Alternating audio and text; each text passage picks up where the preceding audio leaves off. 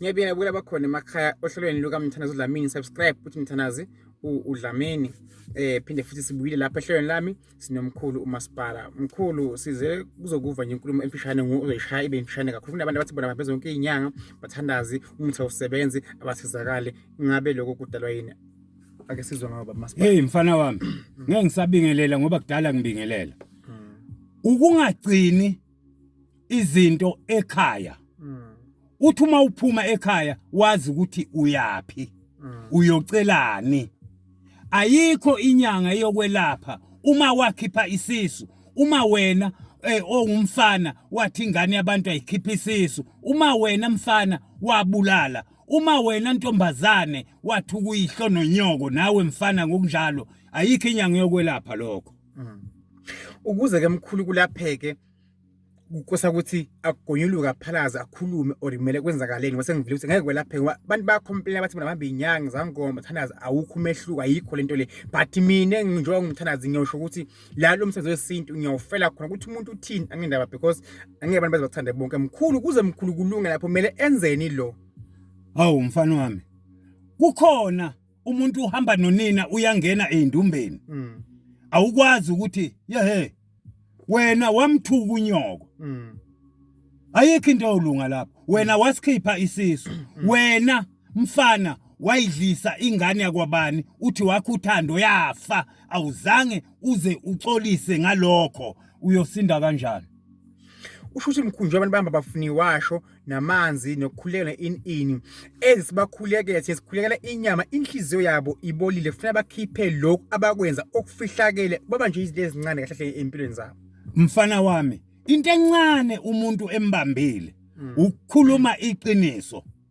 Vuma isono sakho siyohlanzwa sibe mhlophe njengongqweqwana, ukuze isiwasho sakho Dlamini noma umuthi wakho Dlamini usebenze kulomuntu akayenze uyiqiniso, akakhulume ngeqiniso. Uyafika umuntu Dlamini kusasa usindile lo muntu, akasafuni ukuzokhipha inkomo yakho. Usethi ayisebenzi lento, esho ibe lento isebenza, kuvuka ukufa kusasa kuye phambili ngoba lokho awukuthwalelanga, awukwenzelanga ini, wanikwa ngabakini basuka abakini bekuvuse lokufa. Uyohamba inyanga ayiqede zonke kodwa nabathandazi ngoba akakhokhanga imali kaDlamini, inkomo kaDlamini uyolungelwa yini? Lungisani, khululekani, hlanzani izono zenu ukuze ulungelwe ngokwelashwayo. Ngingaba nesilonda kuthiwa ngitshupiwe, kodwa uma lesi sitshupo lesi ngingakhulumanga phe kwaso iqiniso kanti ngasithola nje ngangiyokweba umbila wabantu, tshela uDlamini, Dlamini ngahamba ngayontshontsa ngathola lokho. uDlamini usesebenzela phe kwaleyo nto. Musa ukukhuluma amanga, uzosinda kanjani ngamanga? Babona bakhona emakhaya sithanda ukubonga kakhulu emagama lapha kumkhulu Masipala izinto ezenzeka kuphi emhlabeni. Kunemuntu osuka la hambe ayengaphandle owesifazane ayolala nomuntu wesilisa kanti solotsholiwe washada wenzelwa konke. Mazifika inkinga akhohle ukuthi amadlozi asambhekile semaningi kakhulu amadlozi asambhekile.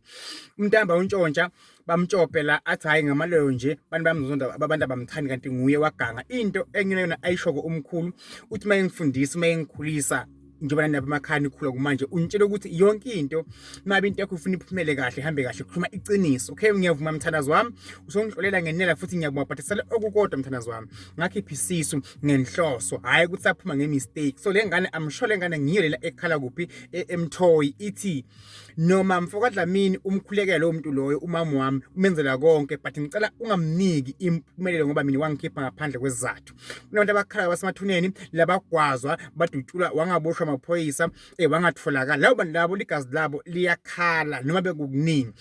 Make sure ukuthi wena olapha umbukelo khona ekhaya okwenzayo zivame ukuthi uzicoce. Umama wakho akashaywa, ubaba akashaywa, umuntu omdala akathukwa. Zibambe sesiphile emhlabeni esigabeni esinzima kakhulu ngoba le lockdown. Ningakhohle ufaka izamfonyo lapha emakhaya nivikele umkhuhlane weCovid-19. Mkhulu ungathini kubantu ngendaba yeCovid-19 ukuthi uhulumeni ukhulumile ukuthi mabazivikele, ungathini kubo lapha ngendaba ezamfonyo? Hawu mfana wami ngoba ukhuluma nje nase ekhikhini ngini kodwa ufike ekhaya kimi la ngikhona. Uma ngiqambe ngiphuma ngihamba ngifaka isamfonyo, uma ngihleze eTaxini nginika idistance yalokho bakithi singazibulali thina. Uhulumeni akathi kungumsebenzi wakhe uvikela thina ukuthi siphile bakwethu.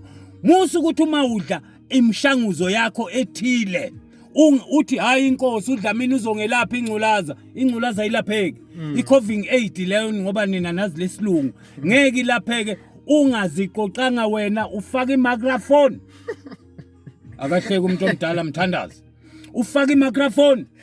Ungahambi nje mperere awufakile imicrophone. Dlana amaphilisi akho omshanguzo ngesikhathi esabekwa. Inkosi inibusise. Bye bye. Sababukela bakhona emakati bambe 071 5292 117.